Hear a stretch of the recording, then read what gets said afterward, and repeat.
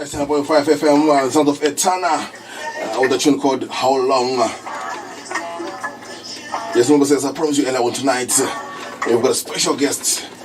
Yes, I've got Etana live in the building. Yes, Etana, welcome to Level Vibes. Thanks for having me, Bashmouth. Well on. Bless it. All right, welcome to Cape Town. How long, is it the first time being in Cape Town? Oh yeah, it's my first time in Cape Town, second time in Joburg. Okay. But yeah, beautiful place. You love the place? Of course. All right. And in Africa, is it your first time again? Say that? In Africa? No, been to Ghana, Kenya. Okay. The Gambia. All right. Forgive me if I don't remember everything. Okay. And how was the vibe like in other countries like Ghana and Kenya? The people are just like when you're in Jamaica. It's just that they don't speak patois all the time, but it's the same kind of people, you know. Same kind of people. Yeah. You love the vibe. Of course, all the time. All right. Now we're talking about the All Nations Reggae Fest. Are you ready to deliver? Of course I am. I'm always ready to deliver. It's been a long awaited. My life is music and my life is a stage. All right. So I might be, nice and quiet and, relax otherwise, but then I come alive when it's stage time. When it's stage time, come alive. Oh, yeah. All right. Before we go deep into the event, can you just give us a brief about who is Etana and how long have you been in the music industry? My first album was released in 2008. 2008, and the album is called The Strong One. All right. Then I have another album called Free Expressions, Better Tomorrow, and I have I Rise. That's 4 albums. Okay. Been at #1 in many charts all over the world. Traveled many places, done many festivals. All right. A lot of touring, everything that you can imagine. That an artist does. I'm hardworking. I love people, love life, I love music, and I love staying positive as much as I possibly can. All right. You know. All right. Yeah. Interesting. And besides, before 2008, were you also already in the music industry? I was a backup singer for Richie Spice for like a year and a half. Okay. And I remember. Being on the road and people kept asking who I was on the road, and then after one day we were supposed to do a show in Kingston, and before I went on the stage I was told by his management that I was no longer going on the stage with him anymore at the show. Oh. And it was very disappointing because I was ready for the show, and then they told me that it was time for me to perform on my own. Okay. And so since then I've been on my own. And how always it been like comparing you when you started doing alone and before that when you were working with Richie Spice? Well, the greatest thing is I learned what it's like to be a band member first. I learned what it's like to be a background vocalist behind the artist. Okay. So I treat everyone who works with me accordingly, the best way I possibly can, because I know what it's like to be in their shoe. And then as an artist, I know I have to work twice as hard. I've learned from all the mistakes that were made with Richie Spice and a lot of people that I saw while we were working. And then I get to learn from my own mistakes too. So. All right. Yeah. Okay. Okay, I'm going to play a tune from you. This one is called Arise. Can you just brief us?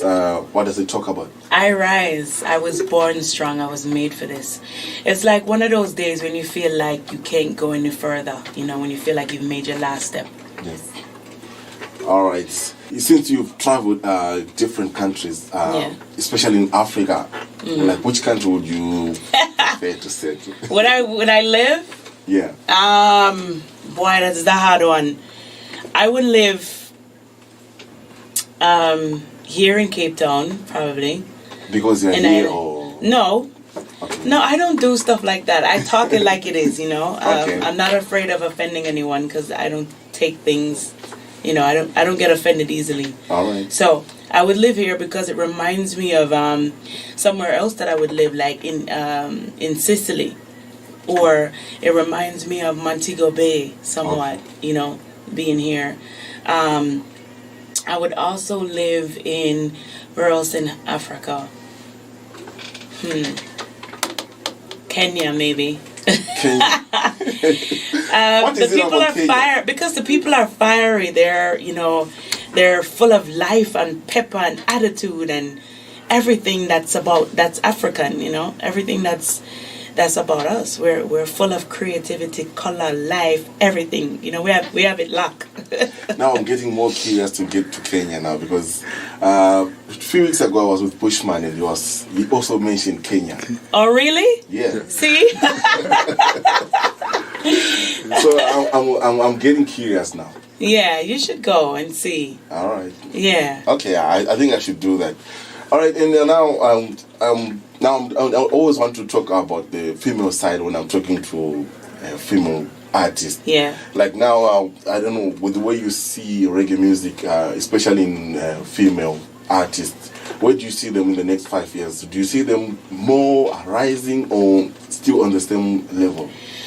Well, it depends, because for one thing, the internet has made it different for everybody across the world and across the board, whether it be rock, hip hop, country, whatever. It's the whole industry has changed, but one thing has not changed for sure, and is still growing by the loads, by the droves, and by the thousands. It's reggae festivals all over the world. Okay.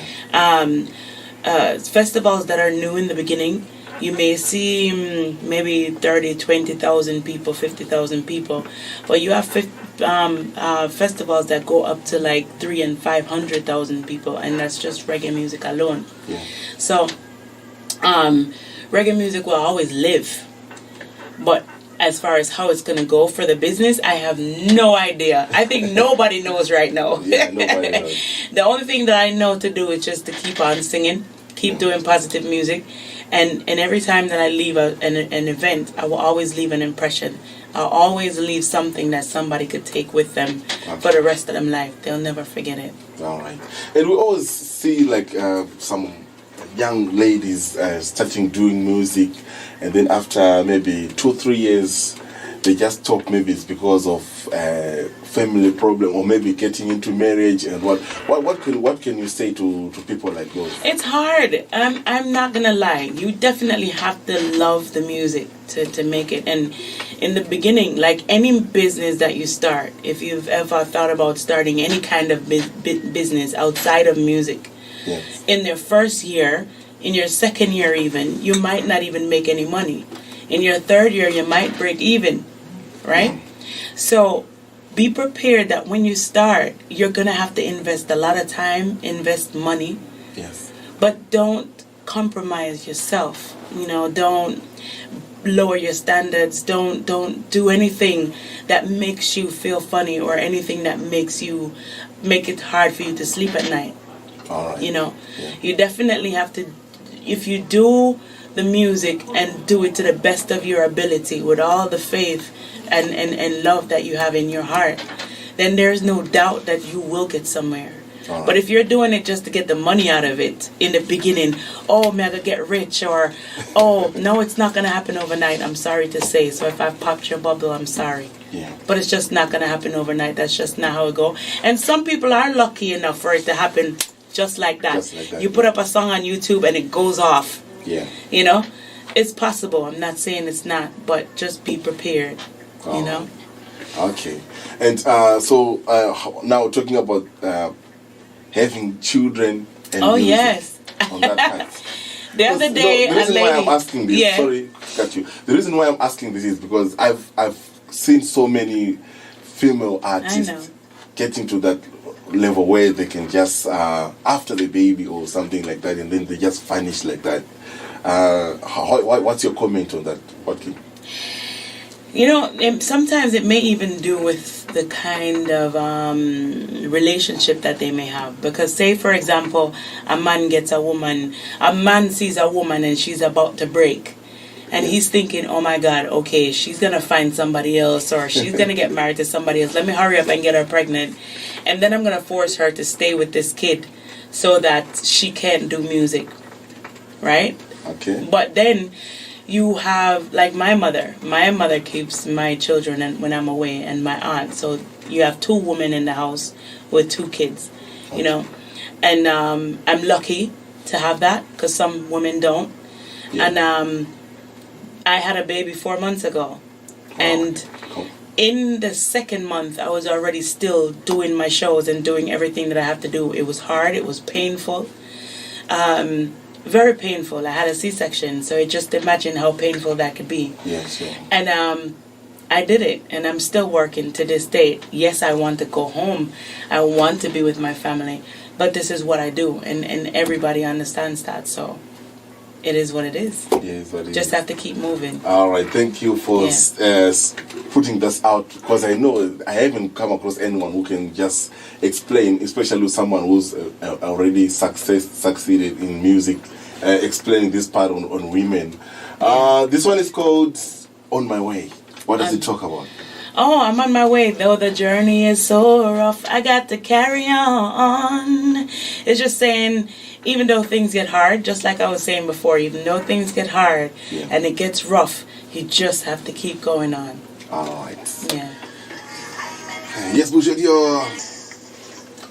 Yes, Etana. Now, talking about these coming events, what have you prepared for us? A good show. A good show. Yeah, man. Okay, before we get into Cape Town, how was the Joburg? Joburg was wicked. It was nice. People were singing. They were shouting out for songs that I had in the list, but I didn't get to it yet. Then people were like, "Oh, did you do that song already?" Songs that I did already, and yeah, they were happy when I came off the stage. They were really happy. All right. They enjoyed it. And I believe Cape Town is going to be even more than that. Oh, you mean? All right. So what are you preparing for us, musical wise? Do you have any hardcore dance, or it's only strictly reggae? Well, it's a mixture. Of things, you know. All right. It's a mixture of the old and the new. Okay. And talking about the hype on your side, how do you see that? The hype on what side? Like your side, you've been moving around Cape Town. Oh, of course. I mean, it seems, like I said, the vibe reminds me of like being in Montego Bay, you know. Everything is nice and cool and calm, and everybody's loving reggae music and loving everything that has to do with reggae. Okay. So I'm looking forward to seeing, if not half of Cape Town, all of Cape Town come out to see the show. Okay.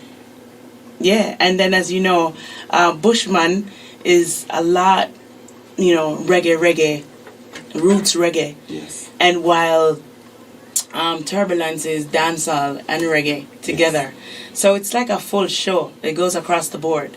So I'm looking forward to seeing everybody out there. Okay, and I see there's already a big excitement with the people out there because they haven't got any kind of lineup like this.